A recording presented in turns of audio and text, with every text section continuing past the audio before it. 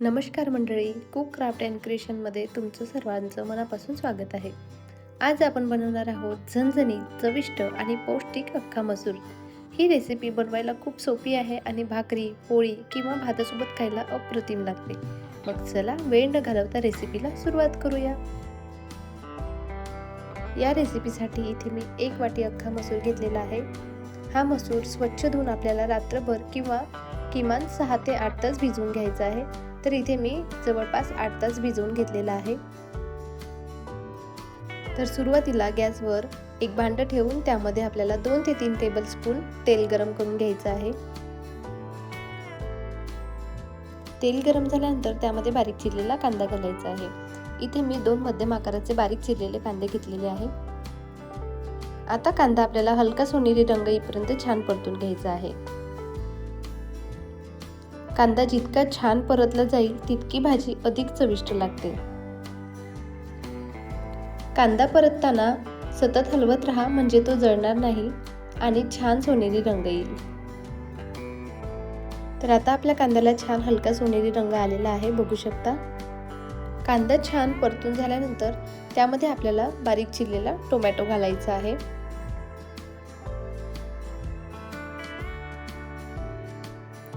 Tomato मऊ होईपर्यंत आपल्याला 2 ते 3 मिनिटं शिजवून घ्यायचं आहे. यामुळे भाजीला छान चव आणि रंग येतो. टोमॅटो शिजल्यानंतर तो मसाल्यामध्ये छान मिसळला जातो आणि रस्स्याला चांगला बेस मिळतो. तर आता टोमॅटो आपले छान मऊ झाले की त्यामध्ये आपल्याला बारीक चिरलेली हिरवी मिरची घालायची आहे.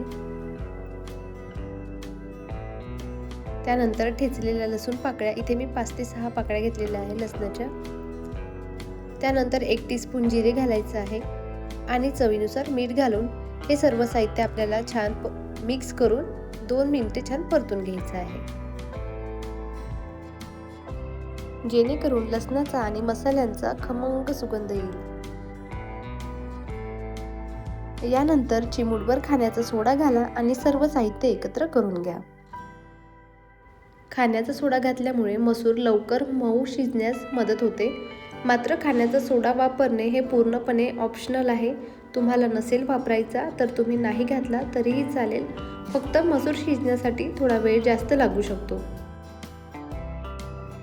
आता कांदा आणि टोमॅटो पूर्णपणे शिजले आहेत. आता त्यामध्ये आपल्याला लाल तिखट आणि हळद घालायची आहे आणि हे सगळं छान आपल्याला मिक्स करून घ्यायचं आहे.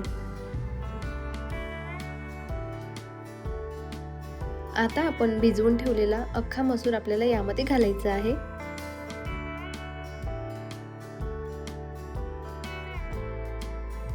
आता मसूर आणि मसाला एकमेकांमध्ये छान मिक्स करून घ्या.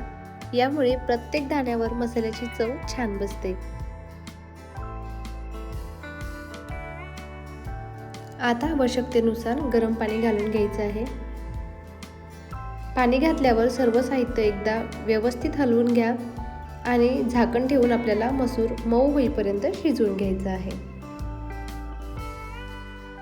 अख्खा मसूर शिजायला थोडा वेळ लागतो, त्यामुळे मध्ये मध्ये हलवत राहा आणि गरज वाटल्यास थोडे पाणी घालू शकता. मसूर व्यवस्थित शिजला की त्याचा रंग आणि टेक्स्चर दोन्ही खूप छान दिसू लागतात. मसूर छान शिजल्यावर त्यामध्ये आपल्याला थोडा गोडा मसाला घालायचा आहे. आता पुन्हा एकदा सर्व साहित्य मिक्स करून 3 ते 4 मिनिटे उकळी येऊ द्या. या टप्प्यावर भाजीचा सुगंध खूपच अप्रतिम येतो. आता आपला अख्खा मसूर अगदी व्यवस्थित शिजलेला आहे. बघा, हलक्या हाताने प्रेस केलं तरी सुद्धा छान तो मॅश होत आहे, म्हणजेच आपला अख्खा मसूर व्यवस्थित शिजलेला आहे.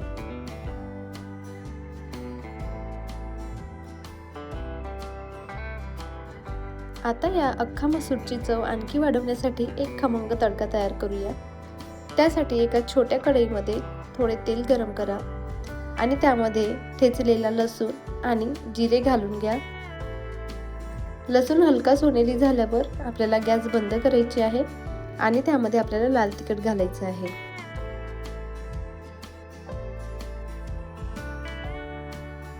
आता हा खमंग तडका आपण अख्खा मसूरवर घालून घेऊया.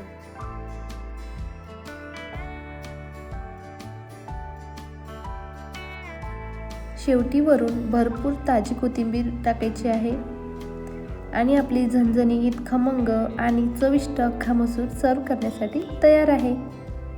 गरमागरम भाकरी, पोळी किंवा वाफाळत्या भातासोबत याचा आस्वाद घ्या. तर मंडळी, ही अख्खा मसूरची रेसिपी तुम्हाला कशी वाटली ते कमेंटमध्ये नक्की सांगा. व्हिडिओ आवडला असेल तर लाईक करा, तुमच्या मित्रमैत्रिणींना शेअर करा आणि अशाच सोप्या, स्वादिष्ट आणि पारंपरिक रेसिपीजसाठी आपल्या चॅनलला सबस्क्राईब करायला विसरू नका.